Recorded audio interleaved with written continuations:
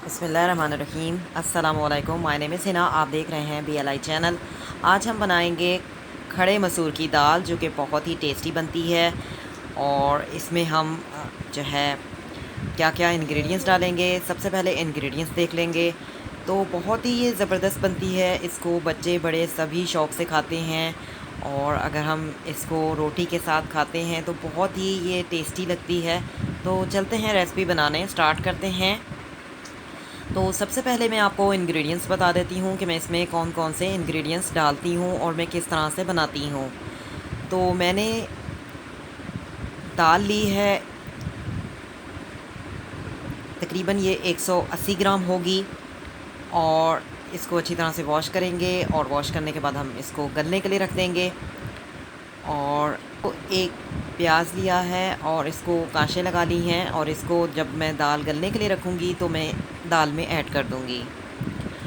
और मैंने 2 हरी मिर्चें ली हैं और इसको मैंने कांशें लगा ली हैं। और हरा धनिया लिया है और हरा लहसुन लिया है हस्बे ज़रूरत।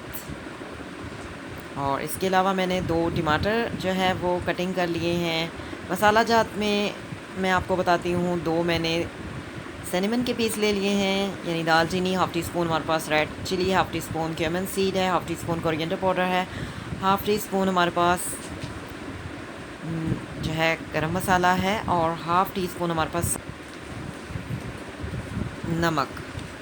तो अब हम इसको बनाना शुरू करते हैं। सबसे पहले हमने दाल को गलने के लिए रखना है, तो स्टार्ट करते हैं।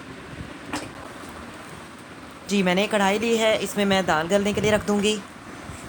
जी, पानी जो है वो बॉयल हो चुका है, तो अब मैं इसमें प्याज ऐड कर दूँगी और दालचीनी भी ऐड कर दूँगी, और साथ में इसमें दाल भी ऐड कर दूँगी। और दाल को हम गलने के लिए रख देंगे। कम से कम इस दाल को हम 15 से 20 मिनट हम इसको गलने देंगे, ताकि अच्छी तरह से गल जाए। और गलने के लिए मैं रख दूँगी। तो मैंने इसको जो है वो गलने के लिए रख दिया है। तो 15 से 20 मिनट के बाद मिलते हैं।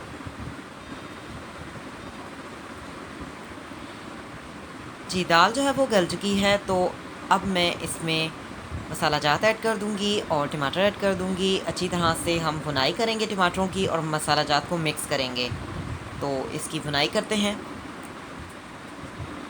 जी, टमाटरों को मैंने अच्छी तरह से भून लिया है। अब मैं भगाड़ लगाऊंगी। भगाड़ लगाने के लिए मैंने लिया है 1 टेबल स्पून देसी घी, और इसमें मैं भगाड़ लगाऊंगी हरे लहसुन का।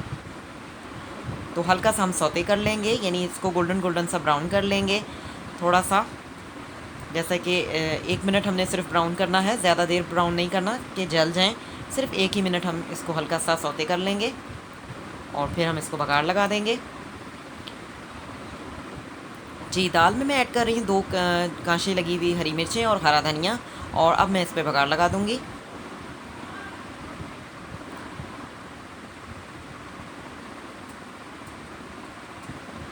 जी, सौते मैंने कर लिया है, तो अब बघार लगाते हैं।